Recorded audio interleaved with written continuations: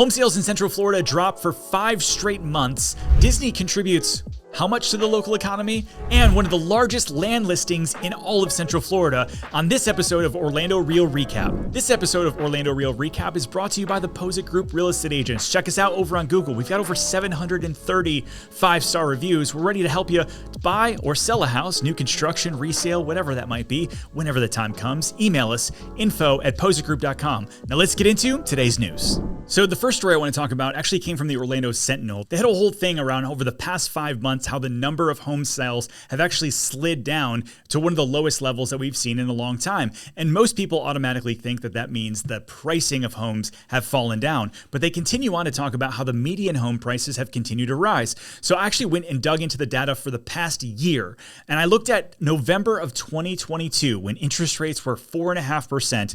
How many homes were actually selling this week but last year? And there was roughly 500 homes that sold in the 5-county area. Fast forward to this week, we had roughly 32% less number of home sales, but the median sales price rose from $398 in November of 2022 to $419 of this year. So it's interesting to me to see the pricing continue to increase even though the overall number of sales is way down. Reason being is really twofold. One, you've got a lot less inventory, even less inventory than we had last year. And you've got this sort of frozen out market where sellers are like, hey, I've got a 2, 3, 4% interest rate. I don't want to go take an 8% interest rate, was what it was last month, and now it's hovering around 7%, 6 and some change if you're FHA or VA. But they're saying, hey, I'm not going to sell until I can actually cash out and afford to buy the next thing. And you've got a lot of buyers that are like, hey, I'm waiting for interest rates to drop over the next 6, 12, 18 months. And so we have a bit of a stalemate in the number of homes selling, but prices continue to climb. Let me know down in the comments, are you looking to make a move in 2024? So I was over on Instagram the other day, and Disney Parks kind of like posted this thing that I didn't think was from Disney, but it definitely was. It was actually a study that was done by Oxford Economics that talked about the economic impact that Disney has on the state of Florida. And according to this study, Disney has a $40 billion economic impact on the state, of which they have roughly 80,000 jobs that they employ directly, 263,000 that it's both directly and indirectly. And it's a really big deal, obviously, for Central Florida and Florida in general. But you might be thinking, well, yeah, but they need to pay their fair share. They don't pay enough taxes. But according to this study, it looks as though they pay something like $6 billion in overall tax incentives, and $3.1 billion of that goes both to the state and local economies.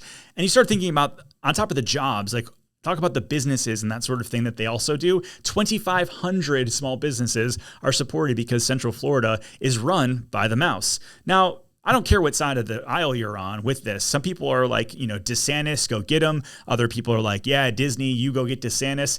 Even if you're in the middle, it's kind of a fascinating thing to think about that one company has such a massive impact on a local area. Now, I love Disney. We're there all the time. I talk about it all the time on my channel and on my Instagram. And yet at the same time, this is why one of the many reasons I'm looking that I think we need to become a more diverse economy here in Central Florida. I look at the tech industry and healthcare and some other stuff that's really coming on with aviation and accounting and a lot of other cool things that I think is going to help us. Because if Disney pulled out, which they're not going to, but if Disney pulled out, according to this study, it shows that the unemployment rate in the state of Florida would go from 3% to 5.5% overnight. So let me know down below, are these numbers shocking to you, or are they kind of line up with what you thought?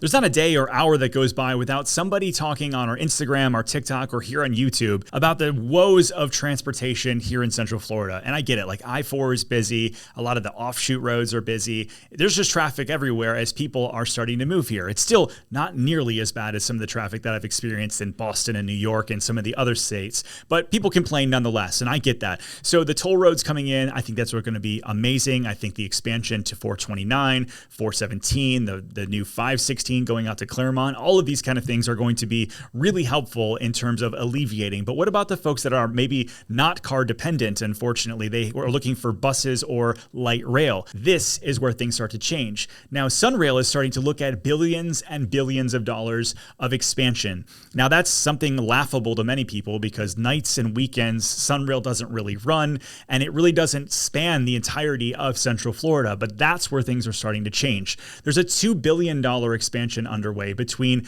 the convention center and MCO, the airport, which is going to give something like 100,000 more people access to that whole line. But it doesn't stop there. They're also going to take it up north and all the way down through Tampa. Looking at the map here, they're going to basically have stops from Point Siena all the way to Davenport, Haines City, Auburndale, and down to Lakeland, and then continue on from there. And so with the Bright Line coming on and the Sun Rail making it a little bit more easy to get around Central Florida, this is exciting to me. I think that the more expansive we can make this, the better. I'm thinking people that maybe work for Disney and Universal that live in Davenport or Auburndale, because that's where a lot of affordable housing is, but they don't want to drive up I-4 every day. Maybe they can jump on the Sun Rail, get off at Disney Springs and or some of the other areas around the convention center, and make it a little bit easier and or cheaper to get to work. But let me know down below if this actually happens, if this comes to fruition, do you plan on using it? Before we get into our last story, I'm going to go over to the mailbag because I asked questions over in our community tab and say, hey, if you have anything you want me to answer on one of these, please let me know. And Gerald asks, question, to the best of your knowledge, how many more sections does David Weekley and or Dreamfinders have in Lake Nona? Are they closed out now for good, or is there still time? The Talbot plan fits my needs perfectly. Well, Gerald, I actually got some insight over the past week that the newest phase for Laureate Park 2 was released, and pricing there is going to range from the 600s on up.